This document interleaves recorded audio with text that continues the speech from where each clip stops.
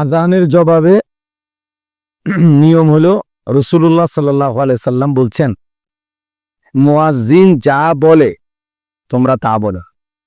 সব হাদিসে এই কথা স্পষ্ট।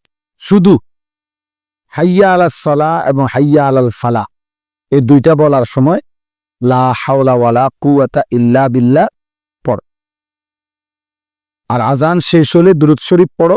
আজানে নবীজির জন্য দোয়া করো।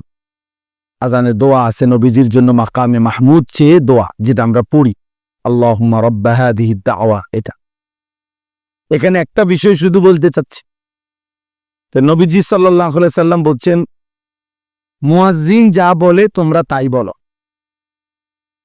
তো আল্লাহু আকবার মুয়াজ্জিন বললে আমরাও বলি আল্লাহু। মুয়াজ্জিন যদি বলে আশহাদু আল্লা ইলাহা ইল্লাল্লাহ, আমরা কি বলবো? ইল্লাহ। এখন মুয়াজ্জিন যখন বলবে আশহাদু আন্না মুহাম্মাদার রাসূলুল্লাহ, তখন আপনি কি বলবেন?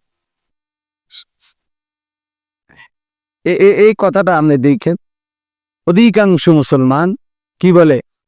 সাল্লাল্লাহু আলাইহি ওয়াসাল্লাম। তো এইটা নিয়ে নবীজি বলছে। নবীজি সাল্লাল্লাহু আলাইহি সাল্লাম বললেন, মুয়াজ্জিন যা বলে তুমি তা বলো। তো মুয়াজ্জিন এটা নিয়ে কইছে আশহাদু আন্না মুহাম্মাদার রাসূলুল্লাহ। আপনি আগে এইটা বলতে হবে পুরাট, এরপরে কি পড়বেন? সাল্লাল্লাহু আলাইহি সাল্লাম পড়বেন। সেটা তো সব সময়ের আমল। নবীজির নাম শুনলে দুরূদ শরীফ করতে হয়, এটা তো শুধু আজানের আমল না, এটা আজানের আমল নি না, সব সময়ের আমল। তো সেটা তো আলাদা বিষয়, সেটা তো আলাদা পড়বেন।